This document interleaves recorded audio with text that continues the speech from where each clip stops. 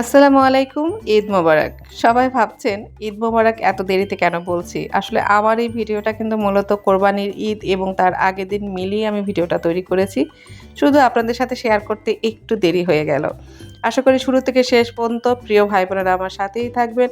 দেখবেন আমি কি করলাম, কি না করলাম, কি খেয়েছি, কি করেছি সবকিছুই কিন্তু শেয়ার করব আপনাদের সাথে। তো ১ম এ যেটা হয়েছে আমি সকাল থেকে শুরু করেছি।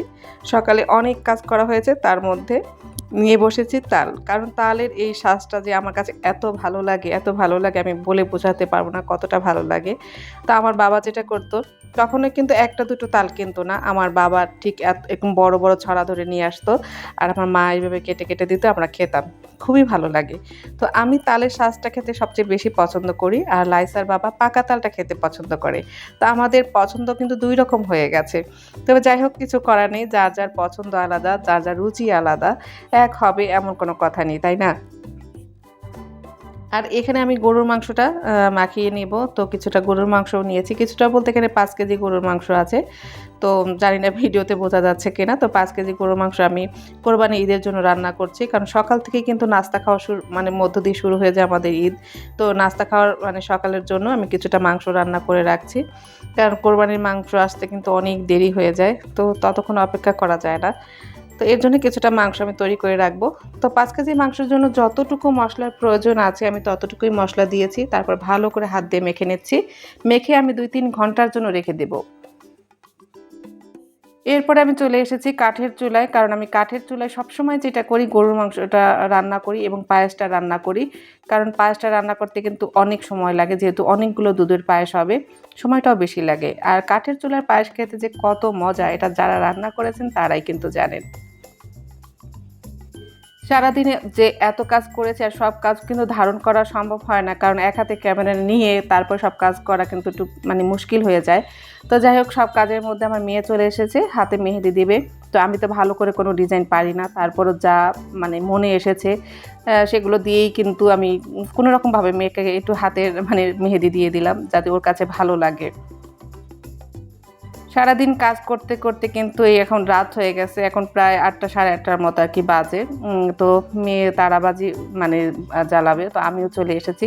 আসলে এত কাজের ভিড়ে না মাথা মাঝে মধ্যে কেমন জানি হ্যাং হয়ে যায়। তো ভাবলাম যে নিজেকে একটু রিল্যাক্স করি, তারাবাজি ফুটাই।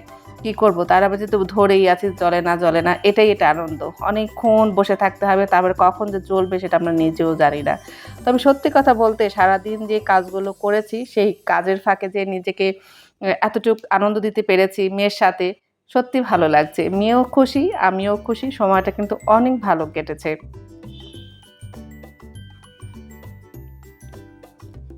এখন হচ্ছে ঈদের দিন সকালবেলা সব মুসল্লিরাই নামাজ পড়তে যাচ্ছে। আর এই দৃশ্যটা দেখতে যে আমার কাছে কি ভালো লাগে। এর মধ্যে কিন্তু লাইসার বাবা আছে, লাইসার ভাই আছে, আমার দেবরের ছেলে সবাই আছে। হ্যাঁ? তো ওদেরকে সবাইকে একসাথে যেতে দেখে কিন্তু এত ভালো লেগেছে যেটা আমার এই ভিডিওটা কিন্তু আমার ছেলে নিয়ে এসেছে ভিডিও করে।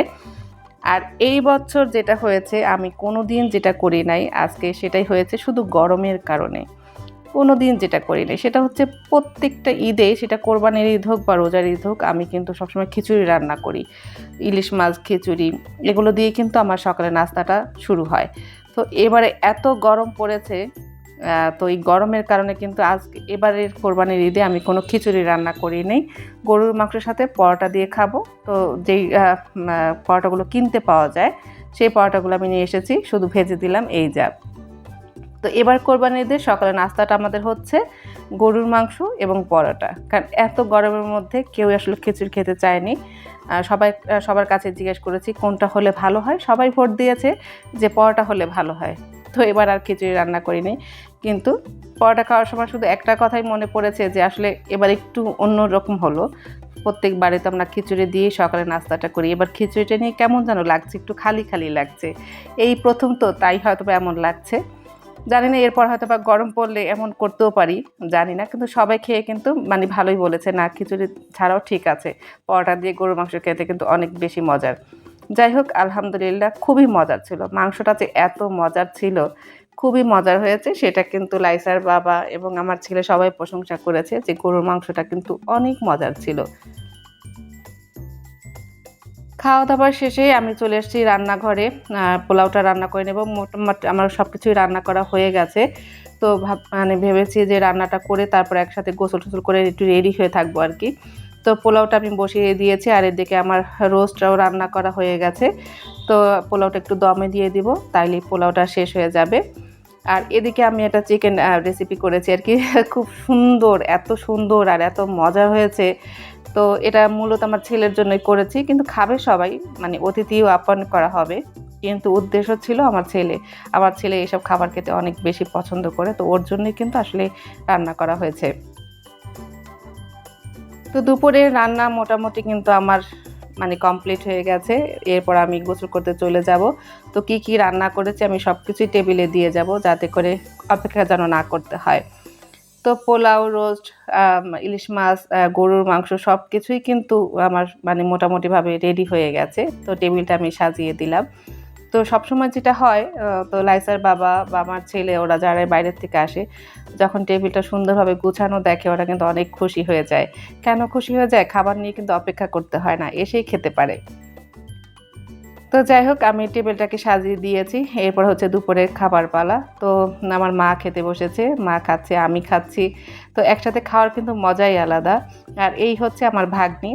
তো আমার ভাগ্নি এবার ঈদে একা একা আমাদের সাথে ঈদ করছে। হ্যাঁ, বড়পা আসেনি। তো বড়পাকে ছাড়াই কিন্তু আমরা ঈদ করে নিচ্ছি। আর ও কখনোই অবশ্য একা একা আমাদের সাথে ঈদ করেনি, এই প্রথম আর কি। তো ওকে পেয়ে তো আমরা অনেক বেশি খুশি।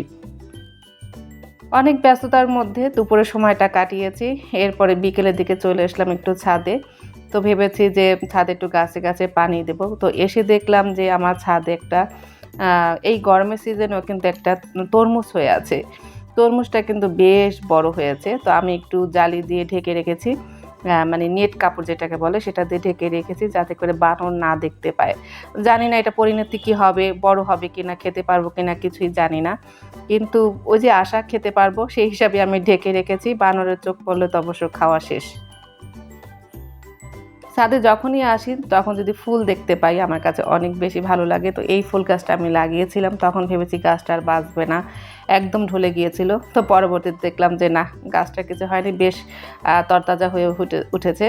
আর এই তো আমড়াগুলো এমন জায়গায় হয়েছে ঠিক আমার ছাদ থেকে হাত দিয়ে পাড়া যাবে এমন কাছে কিন্তু আমড়া হয়েছে। তো এছাড়াও কিন্তু অনেক আমড়া ধরেছিল, যেগুলো বানর অবশ্য নষ্ট করে দিয়ে গেছে। মানে কয়েকটাই আছে হাতে গোনা একদম কাছে আর কি, যে হাত দিয়েই পারা যাবে। এই তো সন্ধ্যার দিকে আর কি বড় বোন ছোট বোনকে একটু সাজিয়ে দিয়েছে, কারণ ওরা দুজনে মিলেই আমার বোনের বাসা যাবে। তো আমার মেয়ে মানে আমার ভাগ্নে যেহেতু যাবে, আমার মেয়েটাও তার সাথে সাথেই যাবে। তো ভাবলো বোনটাকে একটু সাজিয়ে দিই। যাই হোক, আমার এই 2 দিন মিলিয়ে যে ঈদ ব্লগের ভিডিওটা আশা করি আমার প্রিয় ভাই বোনের কাছে অবশ্যই অনেক বেশি ভালো লেগেছে। ভালো লেগে গেলে কিন্তু আমার চ্যানেলটা সাবস্ক্রাইব করে দিবেন, ছোট্ট একটা লাইক দিয়ে আমার চ্যানেলের পাশেই থাকবেন। আজ এই পর্যন্তই, সবাই ভালো থাকবেন। আল্লাহ হাফেজ।